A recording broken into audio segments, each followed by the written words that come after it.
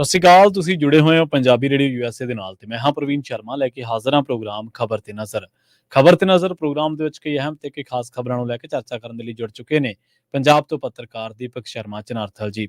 ਸ਼ਰਮਾ ਜੀ ਸਤਿ ਸ਼੍ਰੀ ਅਕਾਲ, ਸਵਾਗਤ ਹੈ ਜੀ ਪੰਜਾਬੀ ਰੇਡੀਓ ਯੂਐਸਏ ਤੇ। ਸਤਿ ਸ਼੍ਰੀ ਅਕਾਲ ਪ੍ਰਵੀਨ ਜੀ, ਸਾਰੇ ਦਰਸ਼ਕਾਂ ਨੂੰ ਸਰੋਤਿਆਂ ਨੂੰ ਮੇਰੀ ਪਿਆਰ ਭਰੀ ਸਤਿ ਸ਼੍ਰੀ ਅਕਾਲ ਜੀ। ਅੱਜ ਦਾ ਖਬਰ ਤੇ ਨਜ਼ਰ ਪ੍ਰੋਗਰਾਮ ਸਾਲ 2023 ਦੀ 20 ਦਸੰਬਰ ਦਾ ਪ੍ਰੋਗਰਾਮ ਹੈ ਤੇ ਦਿਨ ਅੱਜ ਬੁੱਧਵਾਰ ਹੈ। ਸਪਾਂਸਰ ਕਰਦੇ ਨੇ ਖਾਲਸਾ ਇੰਸ਼ੋਰੈਂਸ ਏਜੰਸੀ ਵਾਲੇ, ਜਿਨ੍ਹਾਂ ਤੋਂ ਤੁਸੀਂ ਹਰ ਤਰੀਕੇ ਦੀ ਇੰਸ਼ੋਰੈਂਸ ਲੈ ਸਕਦੇ ਹੋ। ਇੰਸ਼ੋਰੈਂਸ ਬਾਰੇ ਪਤਾ ਕਰਨ ਦੇ ਲਈ ਇਹਨਾਂ ਦਾ ਨੰਬਰ ਹੈ 408272 2500। ਇਹ ਪਿਛਲੇ 3 ਦਹਾਕਿਆਂ ਤੋਂ ਇੰਸ਼ੋਰੈਂਸ ਬਿਜ਼ਨਸ ਦੇ ਵਿੱਚ ਨੇ, ਸ਼ਾਨਦਾਰ ਸੇਵਾਵਾਂ ਦੇ ਰਹੇ ਨੇ। ਅਮਰੀਕਾ ਭਰ ਦੇ ਵਿੱਚ ਇੰਸ਼ੋਰੈਂਸ ਕਰਦੇ ਨੇ। ਓਬਾਮਾ ਕੇਅਰ, ਮੈਡੀਕੇਅਰ ਬਾਬਤ ਕੋਈ ਵੀ ਜਾਣਕਾਰੀ ਚਾਹੀਦੀ ਹੈ ਤਾਂ ਅੱਜ ਹੀ ਕਾਲ ਕਰੋ 408272 2500 ਟਰਕੀਅਨ ਇਮੀਗ੍ਰੇਸ਼ਨ ਲਾ ਫਰਮ ਵਾਲੇ ਜੇ ਟਰਕੀਅਨ ਅਟਾਰਨੀ ਟਰਕੀਅਨ ਦੇ ਨਾਲ ਤੁਸੀਂ ਯੂਐਸ ਇਮੀਗ੍ਰੇਸ਼ਨ ਬਾਬਤ ਕੋਈ ਵੀ ਸਲਾਹ ਕਰਨੀ, ਕੋਈ ਵੀ ਸਵਾਲ ਪੁੱਛਣਾ ਤੇ ਇਹਨਾਂ ਦਾ ਨੰਬਰ ਹੈ 4159090503।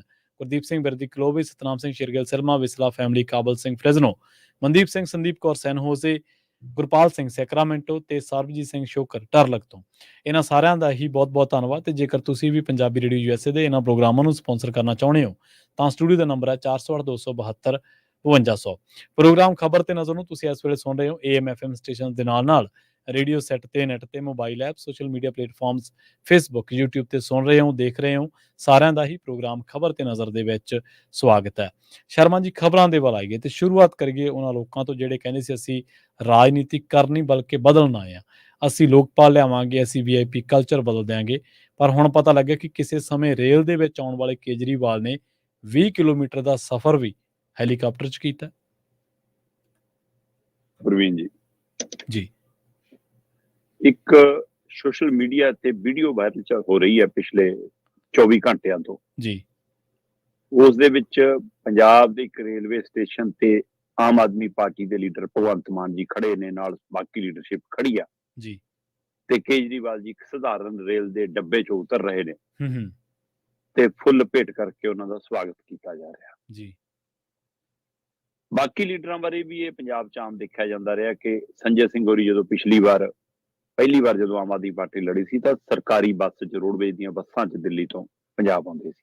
ਠੀਕ ਹੈ। ਅਰਵਿੰਦ ਕੇਜਰੀਵਾਲ ਰੇਲ ਗੱਡੀ 'ਚ ਆਉਣ ਵਾਲੇ ਉਹ ਸਧਾਰਨ ਵਿਅਕਤੀ ਜਿਹਦੀ ਗੱਲ ਤੁਸੀਂ ਕਰ ਰਹੇ ਹੋ ਕਿ ਕਹਿੰਦੇ ਸੀ ਅਸੀਂ ਸਿਸਟਮ ਬਦਲਣ ਆਏ ਆ, ਅਸੀਂ ਰਾਜਨੀਤੀ ਦਾ ਸਰੂਪ ਬਦਲਣ ਆਏ ਆ, ਅਸੀਂ ਲੋਕਾਂ ਦੀ ਜ਼ਿੰਦਗੀਆਂ ਬਦਲਣ ਆਏ ਆ, ਅਸੀਂ VIP ਕਲਚਰ ਖਤਮ ਕਰਨ ਆਏ ਆ।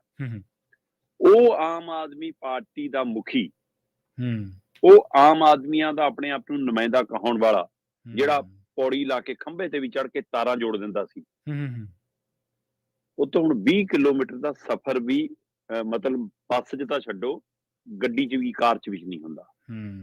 20 ਕਿਲੋਮੀਟਰ ਦੇ ਸਫ਼ਰ ਦੇ ਲਈ ਵੀ ਉਹਨੂੰ ਹੈਲੀਕਾਪਟਰ ਚਾਹੀਦਾ ਤੇ ਨਾਲ ਪੰਜਾਬ ਦਾ ਮੁੱਖ ਮੰਤਰੀ ਬੈਠਾ ਚਾਹੀਦਾ। ਇਹ ਤੋਂ ਬਿਨਾਂ ਨਹੀਂ ਤੁਰਦਾ ਅਗਲਾ।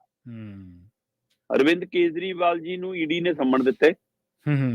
21 ਤਰੀਕ ਨੂੰ ਪੇਸ਼ ਹੋਣਾ ਸੀ, ਪਰ ਉਹ ਕਹਿੰਦੇ ਸਾਡਾ ਤਾਂ ਪਹਿਲਾਂ ਤੋਂ ਤੈਅ ਸੀ, ਅਸੀਂ ਤਾਂ ਪੰਜਾਬ ਆਉਣਾ। ਆਪਾਂ ਕੱਲ ਵਿਸਤਾਰਤ ਖਬਰ ਪਹਿਲਾਂ ਹੀ ਕਰ ਚੁੱਕੇ ਹਾਂ। ਹਾਂਜੀ।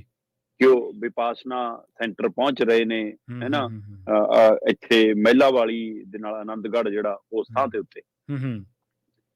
ਤੇ ਅਰਵਿੰਦ ਕੇਜਰੀਵਾਲ ਜੀ ਕੱਲ ਸ਼ਾਮ ਨੂੰ ਦਿੱਲੀ ਤੋਂ ਜਹਾਜ਼ ਫੜਦੇ ਨੇ। ਠੀਕ ਹੈ। ਤੇ ਆਦਮਪੁਰ ਉਤਰਦੇ ਨੇ ਆ ਕੇ। ਜੀ। ਆਦਮਪੁਰ ਦੇ 에ਅਰਪੋਰਟ ਤੇ ਉਤਰਨ ਤੋਂ ਬਾਅਦ ਮੁੱਖ ਮੰਤਰੀ ਸਾਹਿਬ ਦੇ ਚੌਪਰ 'ਚ ਸਵਾਰ ਹੁੰਦੇ ਨੇ ਨਾਲ ਭਗਵੰਤ ਮਾਨ ਜੀ ਦੇ, ਤੇ ਇੱਕ ਰੈਸਟ ਹਾਊਸ ਜੰਗਲਾਤ ਦਾ ਜਿਹੜਾ ਹੈਗਾ ਉੱਥੇ ਪਹੁੰਚ ਜਾਂਦੇ ਨੇ। ਠੀਕ ਹੈ। ਇਹ ਇੱਕ ਮਤਲਬ 20 ਕਿਲੋਮੀਟਰ ਹੈ ਆਦਮਪੁਰ ਤੋਂ ਹੁਸ਼ਿਆਰਪੁਰ ਦਾ ਉਹ ਥਾਂ। ਜੀ। ਆਦਮਪੁਰ ਦੇ ਹਵਾਈ ਅੱਡੇ ਤੋਂ ਹੁਸ਼ਿਆਰਪੁਰ ਦਾ ਉਹ ਥਾਂ ਜਿਸ ਥਾਂ ਤੇ ਆ ਕੇ ਚੋਪਰ ਤਾਰਿਆ, ਮਾਤਰ 20 ਕਿਲੋਮੀਟਰ ਦਾ ਸਫ਼ਰ ਹੈ, ਜਿਹੜਾ ਉਹ ਵੀ ਜਨਾਬ ਤੋਂ ਗੱਡੀ 'ਚ ਨਹੀਂ ਹੋਇਆ। ਉਹਦੇ ਲਈ ਵੀ ਪੰਜਾਬ ਦਾ ਜਹਾਜ਼ ਉਡਾਇਆ। ਠੀਕ ਹੈ। ਤੇ ਹੁਣ ਉਹ ਘੰਟਿਆਂ ਦਾ ਭਾੜਾ ਵੀ ਕਿਹਦੇ ਸਿਰ ਤੇ ਪੈਣਾ, ਇਹ ਪੰਜਾਬ ਹਿਸਾਬ ਲਾ ਲਵੇ। ਹਾਂਜੀ, ਬਿਲਕੁਲ।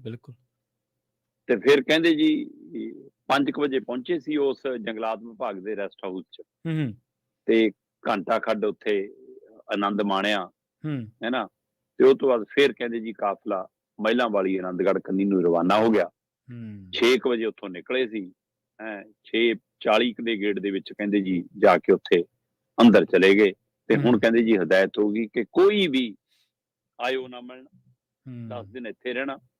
ਸੋ ਇਹ ਥਾਂ ਤੈਅ ਹੈ ਜੀ ਕਿ ਹੁਣ ਇੱਥੇ ਮਤਲਬ 30 ਤਰੀਕ ਤੱਕ, 31 ਤਰੀਕ ਤੱਕ ਕੇਜਰੀਵਾਲ ਜੀ ਇੱਥੇ ਨੇ। ਹੁਣ ਅਹਿਮ ਪਹਿਲੂ ਇਹ ਹੈ ਪ੍ਰਵੀਨ ਜੀ ਜੀ ਕਿ ਹੁਸ਼ਿਆਰਪੁਰ ਦੇ ਆਦਮਪੁਰ ਤੋਂ ਲੈ ਕੇ ਹੂੰ ਉਸ ਜੰਗਲਾਤ ਦੇ ਜਿਹੜਾ ਉਹਨਾਂ ਦਾ ਰੈਸਟ ਹਾਊਸ ਹੈ ਹੂੰ ਉੱਥੇ ਤੱਕ ਹੂੰ ਸਾਰੀ ਪੁਲਿਸ ਸੜਕ ਤੇ ਖੜਾਈ ਸੀ। ਠੀਕ ਹੈ ਅੱਛਾ ਵੱਡੀਆਂ ਫੀਤੀਆਂ ਵਾਲੇ, ਵੱਡੇ ਸਟਾਰਾਂ ਵਾਲੇ, ਵੱਡੀਆਂ ਨਾਵਾਂ ਵਾਲੇ ਹੂੰ ਤੇ ਨਾਲ ਉਹਨਾਂ ਦਾ ਸਾਰਾ ਥਾਣਾ ਹੂੰ ਸਾਰਾ ਕੁਝ ਸੜਕ ਤੇ ਖੜਾਇਆ ਸੀ, ਚਿੱਟੀਆਂ ਵਰਦੀਆਂ ਵਾਲੇ ਵੀ ਤੇ ਖਾਕੀਆਂ ਵਾਲੇ ਵੀ, ਹੂੰ ਤੇ ਜਨਾਬ ਉੱਡ ਰਹੇ ਸੀ ਉੱਪਰੋਂ ਚੌਪਰ ਚੋਂ। ਠੀਕ ਹੈ ਇਹ ਉਹ ਆਮ ਆਦਮੀ ਆ ਜਿਹੜੇ ਕਹਿੰਦੇ ਅਸੀਂ ਬੱਸ ਚਾਹੁੰਦੇ ਹਾਂ, ਅਸੀਂ ਰੇਲ ਗੱਡੀ ਚਾਹੁੰਦੇ ਹਾਂ, ਅਸੀਂ ਸਧਾਰਨ ਨਾ ਘਰੋਂ ਰੋਟੀ ਵਾਲਾ ਡੱਬਾ ਨਾਲ ਲੈ ਕੇ ਤੁਰਦੇ ਹਾਂ। ਉਹ ਤੋਂ ਬਾਅਦ ਉੱਥੋਂ ਨਿਕਲ ਕੇ ਜਦੋਂ ਉਸ ਵਿਪਾਸਨਾ ਸੈਂਟਰ 'ਚ ਗਏ ਤੇ ਹੁਣ ਉਹ ਪਿੰਡ ਮਹਿਲਾਂ ਵਾਲੀ, ਆਨੰਦਗੜ੍ਹ, ਉਹ ਖੇਤਰ, ਠੀਕ ਹੈ ਜੀ, ਉਸ ਖੇਤਰ ਦੇ 10 ਕਿਲੋਮੀਟਰ ਦੇ ਆਲੇ ਦੁਆਲੇ ਦੇ ਦਾਇਰੇ ਦੇ ਵਿੱਚ ਕਿਸੇ ਦਾ ਕੋਈ ਰਿਸ਼ਤੇਦਾਰ ਵੀ ਉਹਨਾਂ ਨੂੰ ਮਿਲ ਨਹੀਂ ਆ ਸਕਦਾ ਉਹਨਾਂ 10 ਦਿਨ। ਅੱਛਾ ਸਿਰਫ ਉਸ ਪਿੰਡ ਦਾ ਵਾਸੀ ਹੀ ਅੰਦਰ ਆ ਸਕਦਾ। ਜਾਣ ਲੱਗੇ ਵੀ ਪੁਲਿਸ ਨੂੰ ਦੱਸ ਕੇ ਜਾਣਾ ਕਿ ਕਿੱਥੇ ਚੱਲੇ ਹੋ, ਕਿਉਂ ਚੱਲੇ ਹੋ, ਦੁਬਾਰਾ ਕਦ ਮੁੜਨਾ ਹੈ, ਜੇ ਜ਼ਰੂਰੀ ਕੰਮ ਆ ਤਾਂ ਹੀ ਬਾਹਰ ਜਾਓ, ਨਹੀਂ ਆਪਣੇ 10 ਦਿਨ ਨੂੰ ਘਰਾਂ 'ਚ ਰਹੋ। ਸਾਰੀਆਂ ਸੜਕਾਂ ਪੁਲਿਸ ਛਾਉਣੀ 'ਚ ਬਦਲਤੀਆਂ ਉਸ ਖੇਤਰ ਦੀਆਂ। 2 ਕਿਲੋਮੀਟਰ ਦਾ ਦਾਇਰਾ ਤਾਂ ਪੰਛੀ ਵੀ ਪਰ ਨਹੀਂ ਮਾਰ ਸਕਦਾ ਹੁਣ ਉਸ 2 ਕਿਲੋਮੀਟਰ ਦਾਇਰੇ 'ਚ, ਉਸ ਸੈਂਟਰ ਦੇ। ਠੀਕ ਹੈ। ਤੇ 10 ਕਿਲੋਮੀਟਰ ਦੇ ਦਾਇਰੇ ਦੇ ਵਿੱਚ ਪੂਰੀ ਪੁੱਛਗਿੱਛ, ਪੂਰੀ ਛਾਣਬੀਣ। ਯਾਰ ਇੱਥੇ ਵੀ ਥਾਣੇ 'ਚ ਜਮਾ ਕਹਿੰਦੇ। ਸੋ ਆਹ ਕਲਚਰ ਬਦਲ ਗਿਆ ਹੁਣ। ਇਹ ਆ VIP ਪਣਾ ਉੱਥੇ ਹੁਣ ਪੂਰੀ ਤਰ੍ਹਾਂ ਦੇਖਣ ਨੂੰ ਮਿਲ ਰਿਹਾ ਕਿ ਜਨਾਬ ਈਡੀ ਦੇ ਸਾਹਮਣਾ ਤੋਂ ਬਚਣ ਲਈ ਆਏ ਨੇ ਕਿ ਸਕੂਨ ਲੱਭਣ ਲਈ ਆਏ ਨੇ। ਸੋ ਇਸ ਨੂੰ ਲੈ ਕੇ ਅਹਿਮ ਪੱਖ ਇਸ ਲਈ ਵੱਡਾ ਹੁੰਦਾ ਜਾ ਰਿਹਾ ਕਿ ਇਹ ਥਾਂ ਚੁਣਨਾ ਫਿਰ ਥਾਂ ਨਾਲੋਂ ਵੀ ਜ਼ਿਆਦਾ ਢੰਗ ਤਰੀਕਾ ਜਿਹੜਾ ਆਉਣ ਦਾ, ਇਹ ਪਹਿਲਾ ਵਰਤਾਰਾ ਨਹੀਂ ਹੈ ਪ੍ਰਵੀਨ ਜੀ। ਜਿੱਦਣ ਦੀ ਪੰਜਾਬ 'ਚ ਆਮ ਆਦਮੀ ਪਾਰਟੀ ਦੀ ਸਰਕਾਰ ਬਣੀ ਹੈ, ਕੇਜਰੀਵਾਲ ਜੀ ਨੇ ਦਿੱਲੀ ਦੇ ਕੋਟੇ 'ਚੋਂ ਹੈਲੀਕਾਪਟਰ ਲੈਣਾ ਬੰਦ ਕਰਤਾ। ਠੀਕ ਹੈ। ਪੰਜਾਬ ਦੇ ਕੋਟੇ 'ਚੋਂ ਹੀ ਉਡਾਰੀ ਭਰਦੇ ਆ। ਕੱਲ ਟਿਕਟ ਲੈ ਕੇ ਆਏ ਆਦਮਪੁਰ ਦੇ ਹਵਾਈ ਅੱਡੇ ਤੱਕ। ਹੁਣ ਮੈਨੂੰ ਨਹੀਂ ਪਤਾ ਉਹ ਟਿਕਟ ਜਾਣ ਲੱਗੇ ਸਾਡੇ ਸਾਹਿਬ ਨੂੰ ਫੜਾ ਜਾਣ ਕੇ ਲੈ ਭਾਈ ਇਹਦੇ ਵੀ ਪੈਸੇ ਦੇ ਦੀ ਜੀ। ਪਰ ਉੱਥੋਂ ਬਾਅਦ ਤਾਂ ਹੈਲੀਕਾਪਟਰ ਸਾਡਾ ਉੜਿਆ। ਚੋਣ ਪ੍ਰਚਾਰਾਂ ਲਈ ਹੈਲੀਕਾਪਟਰ ਸਾਡਾ ਜਾਂਦਾ ਸੀ। ਮੈਂ ਕਹਿੰਦਾ ਠੀਕ ਹੈ, ਤੁਸੀਂ ਦਿੱਲੀ ਤੋਂ ਗੁਜਰਾਤ ਜਾਣਾ ਸਮਝ ਆਉਂਦਾ ਪ੍ਰਵੀਨ ਜੀ। ਸਵਾਲ ਉਹ ਵੱਖਰਾ ਹੈ ਕਿ ਸਾਡੇ ਵਾਲਾ ਜਹਾਜ਼ ਕਿਉਂ ਉੱਡਦਾ। ਮੈਂ ਕਹਿੰਦਾ ਤੁਸੀਂ ਜਹਾਜ਼ ਰਾਹੀਂ ਗਏ, ਚੱਲ ਸਮਝ ਆਉਂਦਾ। ਤੁਸੀਂ ਮਹਾਰਾਸ਼ਟਰ ਗਏ, ਸਮਝ ਆਉਂਦਾ। ਛੱਤੀਸਗੜ੍ਹ ਗਏ, ਚੱਲ ਸਮਝ ਆਉਂਦਾ। ਪਰ ਦਿੱਲੀ ਤੋਂ ਪੰਜਾਬ ਤੱਕ ਵੀ ਹੁਣ ਤੁਸੀਂ ਆਪਣਾ ਜਹਾਜ਼ ਵਰਤ ਰਹੇ ਹੋ, ਕਿਸੇ ਦਾ ਜਹਾਜ਼ ਚਾਹਾਂਗੇ ਜਾਵਾਂਗੇ ਤੇ ਚਲੋ ਦਿੱਲੀ ਤੋਂ ਪੰਜਾਬ ਵੀ ਆ ਗਏ ਜੀ। ਆਦਮਪੁਰ ਤੋਂ ਹੁਸ਼ਿਆਰਪੁਰ ਜਿਹੜਾ 20 ਕਿਲੋਮੀਟਰ, ਉਹ ਵੀ ਤੋਂ ਕਾਰ 'ਚ ਆਮ ਆਦਮੀ ਨੇ ਜੀ ਜਾਂ ਖਾਸ ਆਦਮੀ ਨੇ, ਜਾਂ ਬਣਨਾ ਹੀ ਖਾਸ ਸੀ। ਤੁਸੀਂ ਦੁਰਸਤ ਫਰਮਾਇਆ। ਇਹ ਜੋ ਕਹਿੰਦੇ ਸੀ ਬਿਲਕੁਲ ਇਹੀ ਕਹਿੰਦੇ ਸੀ ਕਿ ਅਸੀਂ ਰਾਜਨੀਤੀ ਬਦਲਣ ਆਏ ਆ। ਸੋ ਪਹਿਲੇ ਮਤਲਬ ਖੰਡਾ ਕੇ ਖਾਂਦੇ ਸੀ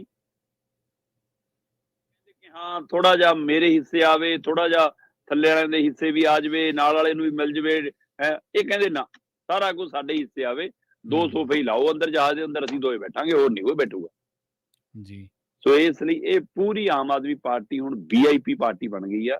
ਔਰ ਕੱਲ ਦੀ ਪੰਜਾਬ ਦੇ ਵਿੱਚ ਇਸ ਗੱਲ ਦੀ ਖੂਬ ਚਰਚਾ ਕਿ ਪੰਜਾਬ ਦਾ ਇਹ ਸੈਂਟਰ ਕਿਉਂ ਚੁਣਿਆ, ਪੰਜਾਬ ਦੀ ਫੋਰਸ ਕਿਉਂ ਚੁਣੀ, ਪੰਜਾਬ ਦੀ ਸਰਕਾਰ ਕਿਉਂ ਚੁਣੀ।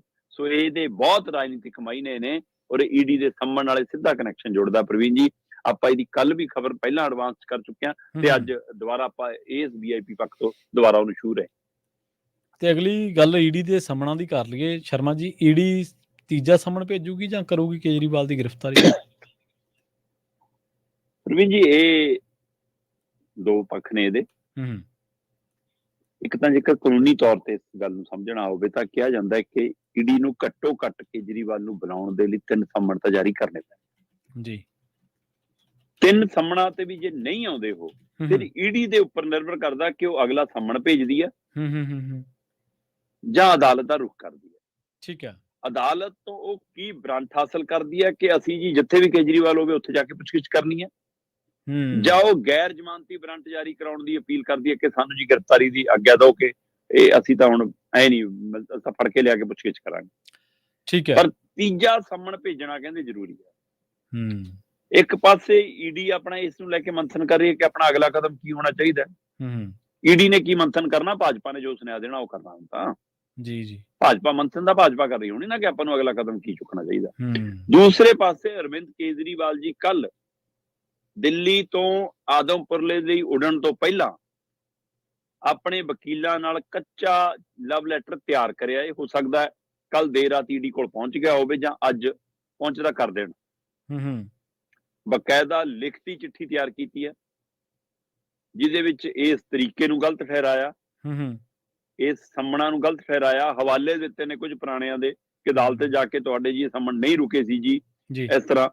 ਜਦੋਂ ਕਿ ਪਿਛਲੀ ਵਾਰ ਵੀ ਤੁਹਾਡੇ ਧਿਆਨ ਚ ਹੋਣਾ ਜਦੋਂ 2 ਨਵੰਬਰ ਨੂੰ ਬੁਲਾਇਆ ਸੀ ਤਦ ਵੀ ਉਹਨਾਂ ਨੇ ਬਕਾਇਦਾ ਇਹ ਹਵਾਲਾ ਦਿੱਤਾ ਸੀਗਾ ਕਿ ਇਹ ਸਹੀ ਤਰੀਕਾ ਨਹੀਂ ਹੈ ਮੈਨੂੰ ਬੁਲਾਉਣ ਦਾ।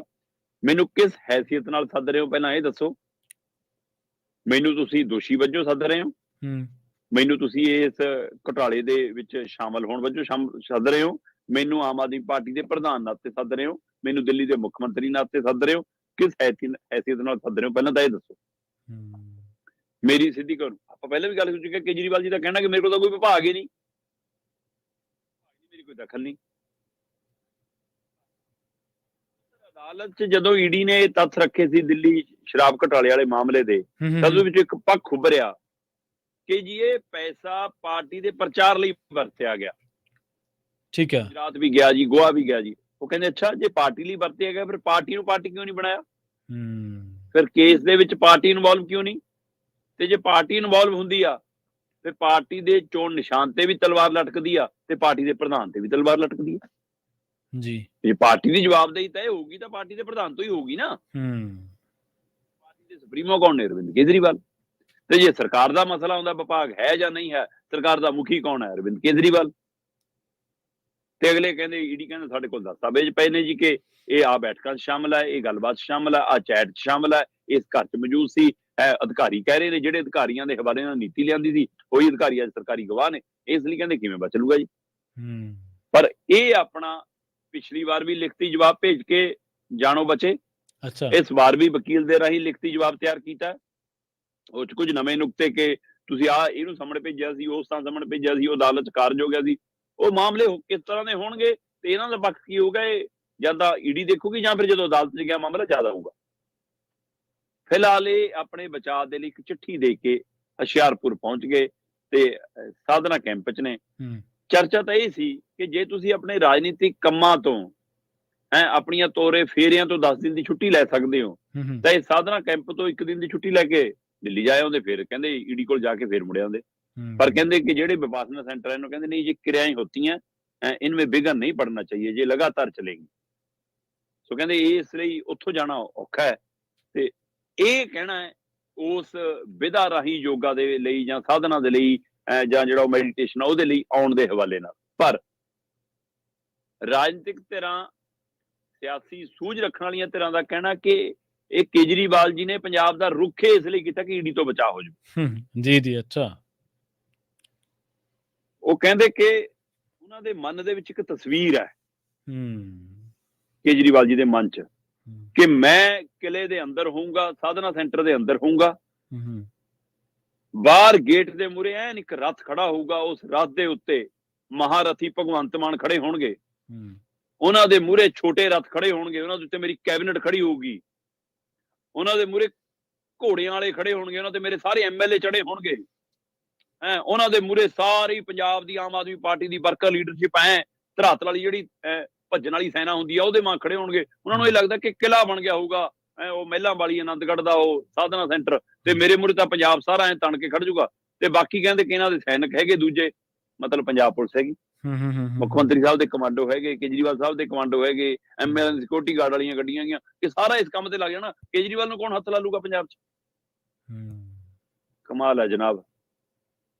ਜਹਾਜ਼ ਵੀ ਪੰਜਾਬ ਦਾ, ਉਡਾਰੀਆਂ ਵੀ ਪੰਜਾਬ ਦੀਆਂ, ਪੈਸਾ ਵੀ ਪੰਜਾਬ ਦਾ, ਤੇ ਹੁਣ ਪੁਲਿਸ ਵੀ ਪੰਜਾਬ ਦੀ, ਸਰਕਾਰ ਵੀ ਪੰਜਾਬ ਦੀ ਤੇ ਸੇਵਾ ਕੇਜਰੀਵਾਲ ਜੀ ਦੀ। ਮਤਲਬ ਇਹ ਬਦਲਾਅ ਲਈ ਪੰਜਾਬ ਨੇ ਇਹਨਾਂ ਨੂੰ ਚੁਣਿਆ। ਜੀ ਜੀ ਜੀ। ਇਹ ਪ੍ਰਵੀਨ ਜੀ ਜੇ 10 ਕਿਲੋਮੀਟਰ ਦੇ ਦਾਇਰੇ ਤੁਸੀਂ ਪੁਲਿਸ ਚੌਣੀ ਬਣਾਈ ਆ, ਹਾਂਜੀ, ਜੇ 2 ਕਿਲੋਮੀਟਰ ਦੇ ਦਾਇਰੇ ਨੂੰ ਬਿਲਕੁਲ ਚੱਕਰਵਿਊਹ ਵਾਂਗ ਘੇਰਿਆ ਕਿ ਹਾਂ ਇੱਥੇ ਕੋਈ ਆ ਨਾ ਸਕੇ, ਹੂੰ ਤਾਂ ਇਹਦਾ ਮਤਲਬ ਕੀ ਤੁਸੀਂ ਈਡੀ ਨੂੰ ਵੀ ਰੋਕਣ ਲਈ ਪੁਲਿਸ ਨੂੰ ਵਰਤੋਗੇ? ਜੇ ਕੱਲ ਨੂੰ ਈਡੀ ਪੁੱਛ ਕੇ ਚਲੀ ਇੱਥੇ ਆ ਜਾਵੇ ਅਦਾਲਤ ਦੇ ਹੁਕਮ ਲੈ ਕੇ, ਕੀ ਅੰਦਰ ਜਾਣੋ ਰੋਕੋਗੇ? ਕੀ ਇਹ ਟਕਰਾਅ ਤਾਂ ਨਹੀਂ ਹੋ ਜਾਊਗਾ? ਇਸ ਗੱਲ ਦੀ ਪੁਲਿਸ ਵਿਭਾਗ 'ਚ ਖੂਬ ਚਰਚਾ, ਜੀ ਅਧਿਕਾਰੀਆਂ 'ਚ ਖੂਬ ਚਰਚਾ ਕਿ ਮੂੰਹ ਜ਼ਬਾਨੀ ਹੁਕਮ ਫਿਰ ਮੰਨਣੇ ਆ ਕਿ ਨਹੀਂ ਮੰਨਣੇ। ਉੱਥੇ ਉਹ ਹੁਣ ਦੁਵਿਧਾ 'ਚ ਨੇ। ਈਡੀ ਕਹਿੰਦੇ ਕਿ ਤੀਸਰਾ ਸੰਮਣ 21 ਤਰੀਕ ਨੂੰ ਜੇ ਕੇਜਰੀਵਾਲ ਨਹੀਂ ਪੇਸ਼ ਹੁੰਦੇ ਤੇ ਜੇ ਭਾਜਪਾ ਦੀ ਇੱਛਾ ਸ਼ਕਤੀ ਹੋਈ ਜੀ ਭਾਜਪਾ ਇਸ ਮਸਲੇ ਤੇ ਹੁਣ ਪੂਰੀ ਤਰ੍ਹਾਂ ਰਾਜਨੀਤਿਕ ਤੌਰ ਤੇ ਵੀ ਅੱਗੇ ਵਧਣ, ਜਦੋਂ ਕਿ ਇਹ ਘਪਲੇ ਦੀ ਜਾਂਚ ਦੇਸ਼ ਚਾਹੁੰਦਾ ਕਿ ਨਿਰਪੱਖ ਹੋਵੇ, ਪਰ ਇਹ ਵੀ ਪਤਾ ਹੈ ਕਿ ਇਸ ਨਿਰਪੱਖਤਾ ਦੇ ਪਿੱਛੇ ਵੀ ਭਾਜਪਾ ਖੜੀ ਹੈ। ਜੀ ਜੀ ਤੇ ਇਸ ਲਈ ਜੇ ਭਾਜਪਾ ਦੀ ਰਾਜਨੀਤੀ ਇਸ ਕਦਰ ਹਾਵੀ ਹੋਈ, ਉਹਨਾਂ ਨੇ ਚਾਹਿਆ ਕਿ ਨਹੀਂ ਸੰਮਣ ਤੁਰੰਤ ਦਿਓ, ਤਾਂ 21 ਤਰੀਕ ਨੂੰ ਪੇਸ਼ ਨਾ ਹੋਣ ਦੀ ਬਜਾਏ 22 ਜਾਂ 23 ਤਰੀਕ ਨੂੰ ਸੰਮਣ ਆ ਸਕਦੇ ਨੇ। ਔਰ ਜਦੋਂ ਉਹ ਸੰਮਣਾ ਤੇ ਵੀ ਜੇ ਕੇਜਰੀਵਾਲ ਨਹੀਂ ਗਏ, ਫਿਰ ਉਹ ਤੋਂ ਬਾਅਦ ਅਦਾਲਤ ਤੋਂ ਹੁਕਮ ਤੋਂ ਬਾਅਦ 25 ਤਰੀਕ ਤੋਂ ਬਾਅਦ ਜਾਂ 26-27 ਤੋਂ ਬਾਅਦ ਕਿਸੇ ਵੀ ਦਿਨ ਕਹਿੰਦੇ ਈਡੀ ਦੀ ਟੀਮ ਵਿਪਾਸਨਾ ਸੈਂਟਰ ਤੱਕ ਪਹੁੰਚ ਸਕਦੀ ਆ। ਫਿਰ ਉਹ ਪੁੱਛਗਿੱਛ ਕਰਕੇ ਮੁੜੂਗੀ ਜਾਂ ਨਾਲ ਲੈ ਕੇ ਮੁੜੂਗੀ, ਇਹਦੀ ਵੀ ਚਰਚਾ। ਪਰ ਜਦੋਂ ਤੱਕ ਭਾਜਪਾ ਚਾਹੂਗੀ ਉਸ ਅਨੁਸਾਰ ਹੋਊਗਾ। ਜੇ ਭਾਜਪਾ ਚਾਹੂਗੀ ਤਾਂ ਇਹ ਹੋਊਗਾ, ਜੇ ਭਾਜਪਾ ਚਾਹੂਗੀ ਪੰਜਾਬ ਦੇ ਵਿੱਚ ਜਾਂ ਕੁਝ ਨਹੀਂ ਕਰਨਾ ਤਾਂ ਕੇਜਰੀਵਾਲ ਜੀ 10 ਦਿਨ ਲਾ ਕੇ ਮੁੜ ਜਾਣਗੇ। ਜਦੋਂ ਦਿੱਲੀ ਨੂੰ ਪਰਤਣਗੇ ਫਿਰ ਦੇਖਦੇ ਹਾਂ ਈਡੀ ਕੀ ਕਰੂਗੀ। ਪਰ ਫਿਲਹਾਲ ਇਹ ਦੋਏ ਚੀਜ਼ਾਂ ਨੂੰ ਲੈ ਕੇ ਆਪ ਨੂੰ ਵੀ ਫਿਕਰ ਹੈ, ਪੰਜਾਬ ਪੁਲਿਸ ਨੂੰ ਵੀ ਫਿਕਰ ਹੈ, ਪੰਜਾਬ ਸਰਕਾਰ ਨੂੰ ਵੀ ਫਿਕਰ ਹੈ, ਮੁੱਖ ਮੰਤਰੀ ਸਾਹਿਬ ਨੂੰ ਵੀ ਫਿਕਰ ਹੈ ਤੇ ਖੁਦ ਕੇਜਰੀਵਾਲ ਸਾਹਿਬ ਨੂੰ ਵੀ ਫਿਕਰ ਹੈ ਤੇ ਫਿਕਰ 'ਚ ਈਡੀ ਵੀ ਹੈ ਕਿ ਅਗਲੇ ਕਦਮ ਦਾ ਸਾਨੂੰ ਕਿਹੜਾ ਸੁਨੇਹਾ ਮਿਲਦਾ। ਸੋ ਦੋਏ ਧਿਰਾਂ ਇੱਕ ਦੂਏ ਕੰਨੀ ਦੇਖ ਰਹੀਆਂ ਨੇ, ਪਰ ਉਹਨਾਂ ਦੇ ਪਿਛਲੀਆਂ ਸ਼ਕਤੀਆਂ ਕੀ ਕਰਨਗੀਆਂ ਫੈਸਲਾ ਤਾਂ ਹੁਣ। ਜੇ ਏਜੰਸੀਆਂ ਇਸ ਤਰ੍ਹਾਂ ਵਿਰੋਧੀ ਪਾਰਟੀਆਂ ਦੇ ਲੀਡਰਾਂ ਨੂੰ ਠਿੱਠ ਨਾ ਕਰਦੀਆਂ ਤਾਂ ਸ਼ਾਇਦ ਇੰਡੀਆ ਗੱਠਜੋੜ ਨਾ ਬਣਦਾ ਸ਼ਰਮਾ ਜੀ। ਬਿਲਕੁਲ, ਜੇ 5 ਰਾਜਾਂ ਦੇ ਚੋਣ ਨਤੀਜਿਆਂ ਦੇ ਵਿੱਚ ਨੋਟਾਂ ਤੋਂ ਘੱਟ ਵੋਟਾਂ ਨਾ ਪੈਂਦੀਆਂ ਤਾਂ ਸ਼ਾਇਦ ਅੱਜ ਦੇ ਹਾਲਾਤ ਕੁਝ ਵੱਖਰੇ ਹੋਣੇ ਸੀ। ਸੋ ਜਿਹੜੇ ਗੱਠਜੋੜ ਹੈ ਕੁਝ ਮਜਬੂਰੀਆਂ ਦੇ ਗੱਠਜੋੜ ਨੇ, ਪਰ ਹਾਂ ਜੇਕਰ ਅਸੀਂ ਫੈਡਰਲਿਜ਼ਮ ਦੇ ਲਈ ਲੜੇ ਹੁੰਦੇ, ਜੇਕਰ ਅਸੀਂ ਸੰਘੀ ਢਾਂਚੇ ਦੇ ਲਈ ਲੜੇ ਹੁੰਦੇ, ਰਾਜਾਂ ਦੇ ਅਖਤਿਆਰਾਂ ਲਈ ਲੜੇ ਹੁੰਦੇ, ਤਾਂ ਸ਼ਾਇਦ ਅੱਜ ਜਿਹੜਾ 10 ਕਿਲੋਮੀਟਰ ਦਾ ਘੇਰਾ ਹੈ, 2 ਕਿਲੋਮੀਟਰ ਦਾ ਘੇਰਾ ਹੈ, ਇਹ ਤੁਹਾਨੂੰ ਬਣਾਉਣ ਦੀ ਲੋੜ ਨਾ ਪੈਂਦੀ। ਤੁਹਾਡੀ ਬਾਰਡਰ ਤੋਂ ਹੀ, ਤੁਹਾਡੇ ਸ਼ੰਭੂ ਤੋਂ ਹੀ ਐਂਟਰ ਹੋਣ ਦੇ ਲਈ ਏਜੰਸੀਆਂ ਨੂੰ ਕਈ ਤਰ੍ਹਾਂ ਦੀਆਂ ਤੁਹਾਡੀਆਂ ਸਹਿਮਤੀਆਂ ਦੀ ਲੋੜ ਪੈਣੀ ਸੀ। ਜਿਹੜੇ ਤੁਸੀਂ ਦਿੰਦੇ ਜਾਂ ਨਾ ਦਿੰਦੇ, ਤੁਹਾਡਾ ਕੰਸੈਂਟ ਉਹ ਵੱਖਰੀ ਗੱਲ ਹੋਣੀ ਸੀ। ਪਰ ਕਿਉਂਕਿ ਅਸੀਂ ਲੜੇ ਨਹੀਂ, ਅਸੀਂ ਜਦੋਂ ਧਾਰਾ 370 ਹਾਂਜੀ, ਅਸੀਂ ਜਦੋਂ ਧਾਰਾ 370 ਤੋੜੀ ਹੈ ਉਦੋਂ ਅਸੀਂ ਵੈਲਕਮ ਕੀਤਾ। ਹਾਂਜੀ ਜੀ, ਇਹੀ ਕੇਜਰੀਵਾਲ ਸੀਗਾ। ਤੇ ਜੇਕਰ ਇਹ ਬਿਲਕੁਲ ਜਿਵੇਂ ਤੁਸੀਂ ਇੱਕ ਤਸਵੀਰ, ਮੈਂ ਨਾ ਉਹ ਜਿਵੇਂ ਆਪਾਂ ਦੇਖਦੇ ਨਹੀਂ ਹੁੰਦੇ, ਗੱਲ ਸੁਣਦੇ ਜਾਂਦੇ ਕਹਾਣੀ ਤੇ ਉਵੇਂ ਆਪਣੇ ਮਨ ਦੇ ਵਿੱਚ ਫਿਲਮ ਬਣਦੀ ਜਾਂਦੀ ਹੈ। ਮੈਂ ਉਹ ਫਿਲਮ ਹੀ ਆਪਦੇ ਮਨ ਦੇ ਵਿੱਚ ਬਣਾ ਰਿਹਾ ਸੀ ਜਦੋਂ ਤੁਹਾਡੀ ਗੱਲ ਸੁਣ ਰਿਹਾ ਸੀ।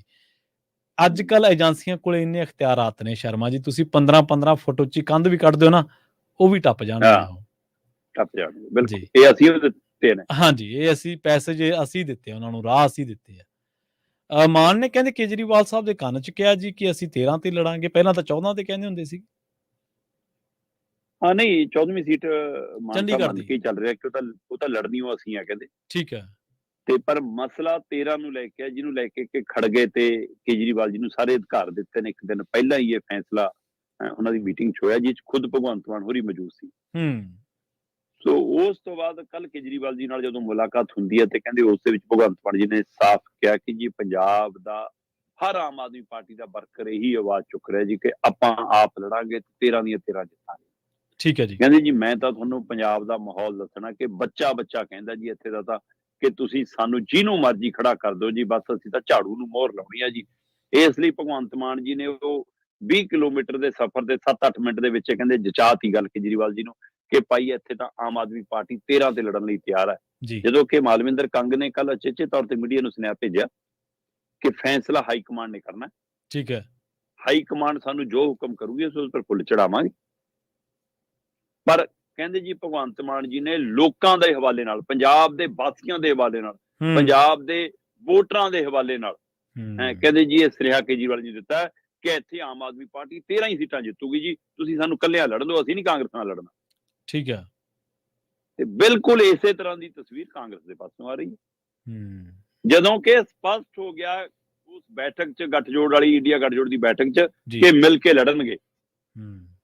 ਉਹਨਾਂ ਵੱਲੋਂ ਤੈਅ ਹੋ ਗਿਆ ਕਿ ਮਿਲ ਕੇ ਲੜਾਂਗੇ, ਆਪਾਂ ਫੈਸਲੇ ਕਰਾਂਗੇ।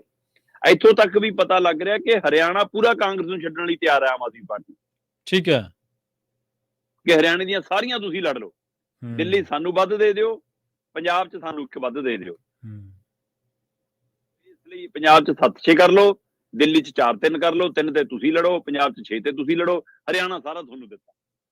ਠੀਕ ਹੈ। ਤੇ ਉਧਰ ਹਰਿਆਣੇ 'ਚ ਜੇ ਅਨੈਲੋ ਨਾਲ ਗੱਠਜੋੜ ਹੋਣ ਦੀ ਸੰਭਾਵਨਾ ਬਣੀ ਜਾਂਦੀ ਹੈ, ਫਿਰ ਅਨੈਲੋ ਮੰਗ ਲੂਗੀ।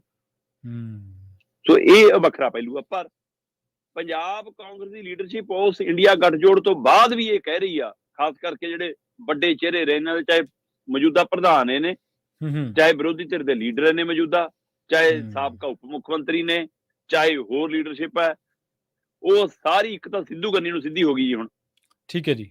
ਸਾਰੀ ਲੀਡਰਸ਼ਿਪ ਲਗਭਗ ਉਹ ਕਹਿੰਦੇ ਜੀ ਸਿੱਧੂ ਨੂੰ ਤੋਰੋ, ਕਿਹਦਾ ਕੰਮ ਕਰੀ ਜਾਂਦਾ ਪਾਰਟੀ 'ਚ ਬੈਠ ਕੇ, ਹੁਣ ਵੀ ਜੋ ਬੋਲੀ ਜਾਂਦਾ, ਕਿਹਨੂੰ ਪੁੱਛਦਾ ਸੀ, ਤੇਰੇ ਕਰਕੇ ਤਾਂ 78 ਤੋਂ 18 ਤੇ ਆਏ ਆ, ਤੇਰੀ ਉਹ ਪ੍ਰਧਾਨਗੀ 'ਚ ਲੜੇ ਸੀ।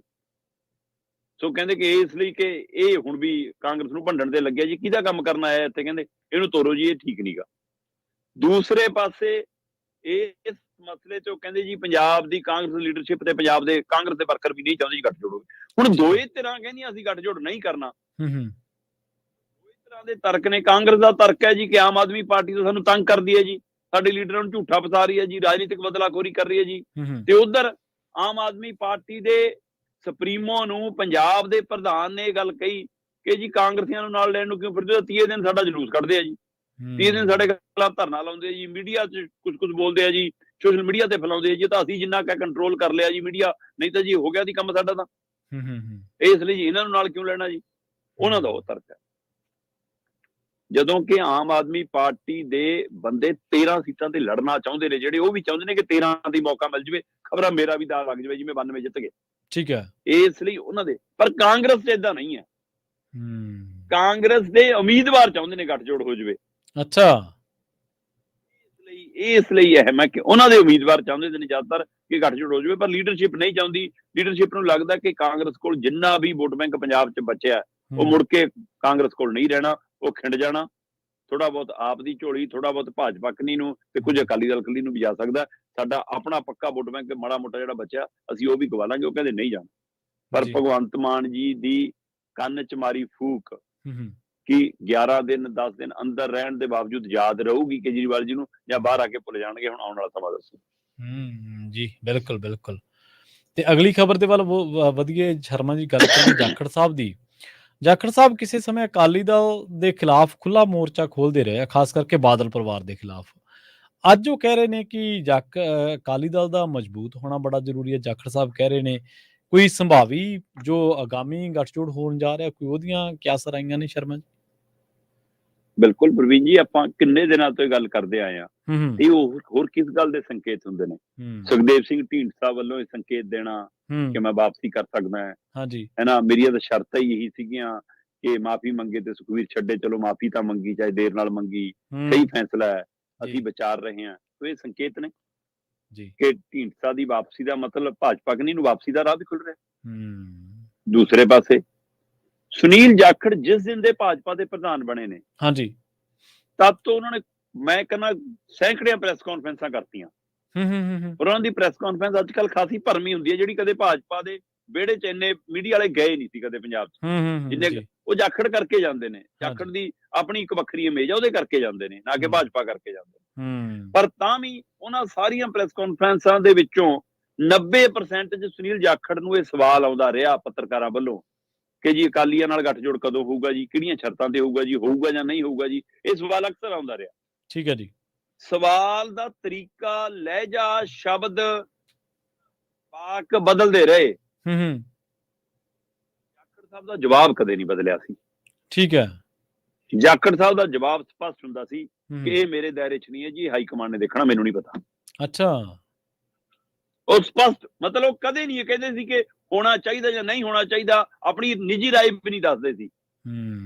ਹੋਣ ਜਾ ਰਿਹਾ ਜਾਂ ਨਹੀਂ ਹੋਣ ਜਾ ਰਿਹਾ ਕੋਈ ਗੱਲ, ਉਸ ਪਾਸ ਕਹਿੰਦੇ ਸੀ ਮੈਨੂੰ ਨਹੀਂ ਪਤਾ, ਇਹਦੇ ਬਾਰੇ ਮੈਨੂੰ ਸਵਾਲ ਨਾ ਕਰੋ ਜੀ, ਇਹ ਹਾਈ ਕਮਾਂਡ ਦਾ ਦਾਇਰਾ, ਉਹਨਾਂ ਨੇ ਦੇਖਣਾ ਕਰਨਾ ਜਾਂ ਨਹੀਂ ਕਰਨਾ। ਠੀਕ ਹੈ। ਪਰ ਲੰਘੇ ਕੱਲ ਅਜਿਹਾ ਕੀ ਬਦਲਿਆ ਕਿ ਸੁਨੀਲ ਜਾਖੜ ਨੂੰ ਇਹ ਕਹਿਣਾ ਪਿਆ ਕਿ ਅਕਾਲੀ ਦਲ ਦੇ ਨਾਲ ਗੱਠਜੋੜ ਦਾ ਸਵਾਲ ਨਹੀਂ ਹੈ। ਸਵਾਲ ਕਹਿੰਦੇ ਅਕਾਲੀ ਦਲ ਦਾ ਜਿਉਂਦਿਆਂ ਰਹਿਣਾ, ਮਜ਼ਬੂਤ ਰਹਿਣਾ ਬਹੁਤ ਜ਼ਰੂਰੀ ਹੈ। ਅੱਛਾ। ਕਿਉਂਕਿ ਕਹਿੰਦੇ ਜੀ ਸਿੱਖ ਭਾਈਚਾਰੇ ਨੂੰ ਲੱਗਦਾ ਕਿ ਸਾਡੀ ਗੱਲ ਕਰਨ ਵਾਲੀ ਇੱਕ ਧਿਰਤਾ ਹੈ। ਮਤਲਬ ਇਹ ਸੁਨੀਲ ਜਾਖੜ ਭਾਜਪਾ ਦਾ ਪ੍ਰਧਾਨ ਬੋਲ ਰਿਹਾ ਹੁਣ। ਜੀ ਜੀ।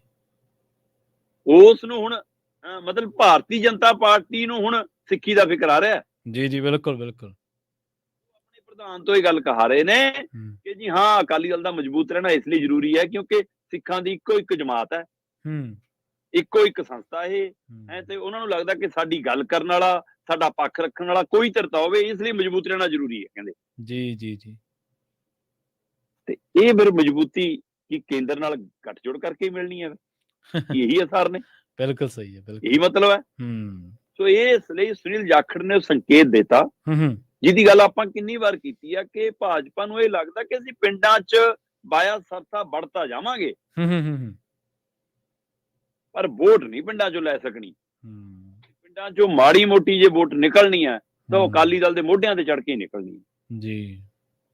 ਤੇ ਪਰ ਐਤਕੀ ਤਾਂ ਅਕਾਲੀ ਦਲ ਭਾਜਪਾ ਦੇ ਘਨੇੜੀ ਚੜਨ ਨੂੰ ਜ਼ਿਆਦਾ ਕਾਹਲਾ, हुँ, ਤੇ ਇਸ ਲਈ ਢੀਂਡਸਾ ਦਾ ਵਾਪਸ ਜਾਣ ਦਾ ਸੰਕੇਤ, हुँ, ਤੇ ਜਾਖੜ ਦਾ ਇਹ ਕਹਿਣਾ ਕਿ ਅਕਾਲੀ ਦਲ ਦਾ ਮਜ਼ਬੂਤ ਹੋਣਾ ਜ਼ਰੂਰੀ ਹੈ, ਮਤਲਬ ਇਹ ਕਹਿਣਾ ਚਾਹੁੰਦੇ ਆ ਕਿ ਤੁਹਾਨੂੰ ਮਜ਼ਬੂਤ ਅਸੀਂ ਕਰਾਂਗੇ ਹੁਣ ਅਕਾਲੀ ਦਲ ਨੂੰ। हुँ, ਭਾਜਪਾ ਨਾਲ ਆਓਗੇ ਤਾਂ ਤੁਹਾਡੀ ਮਜ਼ਬੂਤੀ ਹੈ, ਨਹੀਂ ਤੁਸੀਂ ਮਜ਼ਬੂਤ ਨਹੀਂ ਹੁੰਦੇ। हुँ, ਸੋ ਇਹ ਸੰਕੇਤ ਸਪਸ਼ਟ ਕਰਦੇ ਨੇ ਕਿ ਆਉਂਦੇ ਦਿਨਾਂ 'ਚ ਇਹ ਗੱਠਜੋੜ ਦਾ ਰਾਹ ਬਣਦਾ ਜਾ ਰਿਹਾ। जी। ਜੇ ਸੁਨੀਲ ਜਾਖੜ ਤੋਂ ਇਹ ਕਹਾ ਲਿਆ ਤਾਂ ਇਹਦਾ ਮਤਲਬ ਕੁਛ ਨਾ ਕੁਛ ਤਾਂ ਅੰਦਰ ਖਿਚੜੀ ਪੱਕ ਰਹੀ ਹੈ, ਜਿਹੜੀ 23 ਤਰੀਕ ਤੋਂ ਬਾਅਦ ਸਾਹਮਣੇ ਆਉਣੀ ਸ਼ੁਰੂ ਹੋ ਜਾਏਗੀ।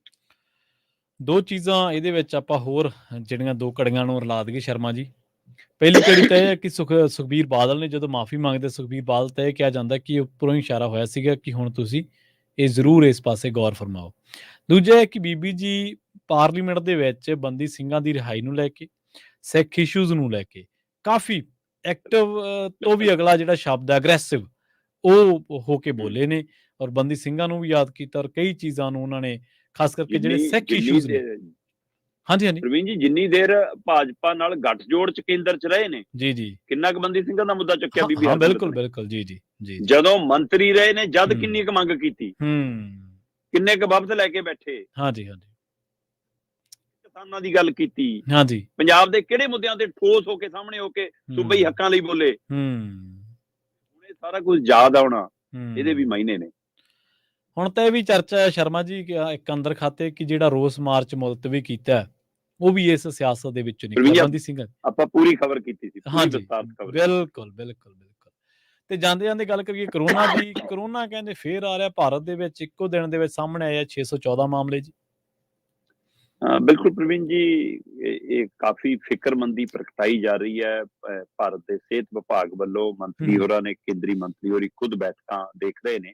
ਬੇਸ਼ੱਕ ਉਹਨਾਂ ਨੇ ਕਿਹਾ ਗਿਆ ਕਿ ਘਬਰਾਉਣ ਦੀ ਲੋੜ ਨਹੀਂ, ਫਿਕਰ ਕਰਨ ਦੀ ਲੋੜ ਨਹੀਂ, ਅਸੀਂ ਮਤਲਬ ਕਿ ਸਾਰਾ ਸਿਸਟਮ ਨੂੰ ਦੁਬਾਰਾ ਰੀਰਾਈਟ ਕਰ ਰਹੇ ਹਾਂ, ਸਾਡੀ ਸਾਰੀ ਨਜ਼ਰ ਹੈ। ਜੀ, ਪਰ ਜੀ। ਫਿਰ ਵੀ ਇੱਕ ਦਿਨ ਦੇ ਵਿੱਚ 614 ਨਵੇਂ ਕੇਸ ਕਰੋਨਾ ਦੇ ਆਉਣੇ ਇਹ ਅਹਿਮ ਪਹਿਲੂ, ਔਰ 4 ਸੂਬਿਆਂ 'ਚ ਕਹਿੰਦੇ ਜੀ ਇਹ ਮਾਮਲੇ ਜ਼ਿਆਦਾ ਵੱਧ ਰਹੇ ਨੇ, ਜਿਨ੍ਹਾਂ ਦੇ ਵਿੱਚ ਮੁੱਖ ਤੌਰ ਤੇ ਕੇਰਲਾ, ਮਹਾਰਾਸ਼ਟਰ, ਝਾਰਖੰਡ ਤੇ ਕਰਨਾਟਕਾ ਦੱਸੇ ਜਾ ਰਹੇ ਨੇ। ਠੀਕ ਹੈ। ਔਰ ਇਹਨਾਂ 'ਚ ਵੀ ਇੱਕ ਉਹ ਦੂਜਾ ਇੱਕ ਨਵਾਂ ਕਹਿੰਦੇ ਜੀ JN1 ਇਹ ਨਵਾਂ ਇੱਕ ਮਾਮਲਾ ਆ ਰਿਹਾ। ਇਹਦੇ ਵੀ ਕੇਰਲਾ 'ਚ ਕੱਲ ਮਤਲਬ ਕਿ ਇੱਕ ਮਾਮਲਾ ਆ ਗਿਆ, ਮਹਾਰਾਸ਼ਟਰ 'ਚ ਇੱਕ ਆ ਗਿਆ ਤੇ ਗੋਆ 'ਚ 19 ਮਾਮਲੇ ਆ ਗਏ। ਠੀਕ ਹੈ। ਸੋ ਇਸ ਨਵੀਂ ਮਤਲਬ ਜਿਹੜਾ ਨਵਾਂ ਇੱਕ ਕਰੋਨਾ ਦਾ ਇੱਕ ਹੋਰ ਨਵਾਂ ਵਾਇਰਸ ਦੱਸਿਆ ਜਾ ਰਿਹਾ, ਉਹਦੇ ਵੀ ਇੱਕ ਦਿਨ 'ਚ 21 ਮਾਮਲਿਆਂ ਦਾ ਆਉਣਾ ਤੇ ਇੱਧਰ 614 ਮਾਮਲੇ ਇੱਕ ਦਿਨ ਦੇ ਵਿੱਚ ਦੇਸ਼ 'ਚ 24 ਘੰਟਿਆਂ ਦੇ ਦੌਰਾਨ ਕਰੋਨਾ ਦੇ ਪਾਏ ਜਾਣੇ। ਸੋ ਇਸ ਨੂੰ ਲੈ ਕੇ ਫਿਕਰਮੰਦੀ ਹੈ। ਬੇਸ਼ੱਕ ਸਿਹਤ ਵਿਭਾਗ ਨੇ ਕਿਹਾ ਕਿ ਘਬਰਾਉਣ ਦੀ ਲੋੜ ਨਹੀਂ ਹੈ, WHO ਨੇ ਕਿਹਾ ਕਿ ਇਹ ਉਹੋ ਜਿਹਾ ਖਤਰਨਾਕ ਵਾਇਰਸ ਨਹੀਂ ਹੈਗਾ, ਪਰ ਫਿਰ ਵੀ ਧਿਆਨ ਰੱਖਣ ਦੀ ਲੋੜ ਹੈ ਕਿਉਂਕਿ ਇਹਨਾਂ ਮਾਮਲੇ ਜਦੋਂ ਮੈਂ ਦੇਖ ਰਿਹਾ ਸੀਗਾ 292 ਮਾਮਲੇ ਕੇਰਲਾ 'ਚ ਪਿਛਲੇ ਦਿਨਾਂ 'ਚ ਆਏ ਤੇ ਇਹਨਾਂ 'ਚ 2 ਹਫ਼ਤਿਆਂ ਦੇ ਵਿੱਚ ਮਤਲਬ 3 ਮਰੀਜ਼ਾਂ ਦੀ ਮੌਤ ਵੀ ਹੋਈ ਹੈ, ਹੈ ਨਾ। 2311 ਕੇਸਾਂ 'ਚ 92% ਮਰੀਜ਼ ਬੇਸ਼ੱਕ ਠੀਕ ਹੋ ਕੇ ਘਰਾਂ ਨੂੰ ਵੀ ਚਲੇ ਗਏ ਦੁਬਾਰਾ, ਪਰ ਇਹ ਦੁਬਾਰਾ 24 ਘੰਟਿਆਂ 614 ਤੱਕ ਜਾਣਾ ਇਹ ਫਿਕਰਮੰਦੀ ਵਾਲਾ ਪਹਿਲੂ ਵੀ ਹੈ। ਜੀ, ਜੀ। ਤੇ ਸਰਕਾਰ ਵੱਲੋਂ ਕਿਹਾ ਵੀ ਜਾ ਰਿਹਾ ਕਿ ਬੇਸ਼ੱਕ ਉਹੋ ਜਿਹਾ ਖਤਰਾ ਨਹੀਂ ਹੈ, ਪਰ ਤਾਂ ਵੀ ਜੇ ਭੀੜ 'ਚ ਜਾਓ, ਵੱਡੇ ਇਕੱਠ 'ਚ ਜਾਓ ਤਾਂ ਮਾਸਕ ਪਾਉਣੇ ਸ਼ੁਰੂ ਕਰ ਦਿਓ। ਇਹ ਹਲੇ ਮਤਲਬ ਕਿ ਉਵੇਂ ਸਖਤ ਨਿਰਦੇਸ਼ ਨਹੀਂ ਹੈ, ਪਰ ਇਹੋ ਜਿਹੇ ਨਿਰਦੇਸ਼ਾਂ ਬਾਰੇ ਦੁਬਾਰਾ ਗੱਲ ਤੁਰਨੀ ਇਹਦਾ ਮਤਲਬ ਕੁਝ ਹੈ ਪਹਿਲੂ। ਜੀ, ਜੀ। ਸ਼ਰਮਾ ਜੀ, ਇਹਨਾਂ ਖਾਸ ਖਬਰਾਂ ਤੇ ਖਾਸ ਜਾਣਕਾਰੀਆਂ ਦੇ ਲਈ ਤੁਹਾਡਾ ਬਹੁਤ-ਬਹੁਤ ਧੰਨਵਾਦ ਜੀ। ਬਹੁਤ ਸ਼ੁਕਰੀਆ ਜੀ। ਪ੍ਰੋਗਰਾਮ ਖਬਰ ਤੇ ਨਜ਼ਰ ਨੂੰ ਆਪਾਂ ਇੱਥੇ ਹੀ ਸਮਾਪਤ ਕਰਾਂਗੇ। ਆਪਣੇ ਨਾਲ ਜੁੜੇ ਸਨ ਪੰਜਾਬ ਤੋਂ ਪੱਤਰਕਾਰ ਦੀਪਕ ਸ਼ਰਮਾ ਚਨਾਰਥਲ ਜੀ, ਜਿਨ੍ਹਾਂ ਦੇ ਨਾਲ ਆਪਾਂ ਕਈ ਅਹਿਮ ਖਾਸ ਖਬਰਾਂ ਨੂੰ ਲੈ ਕੇ ਚਰਚਾ ਕੀਤੀ ਹੈ। ਮੈਨੂੰ ਪ੍ਰਵੀਨ ਸ਼ਰਮਾ ਨੂੰ ਇੱਥੇ ਦਿਓ ਇਜਾਜ਼ਤ। ਜੁੜੇ ਰਹੋ ਪੰਜਾਬੀ ਰੇਡੀਓ USA ਦੇ ਨਾਲ। ਬਹੁਤ-ਬਹੁਤ ਧੰਨਵਾਦ। ਸਤਿ ਸ਼੍ਰੀ ਅਕਾਲ।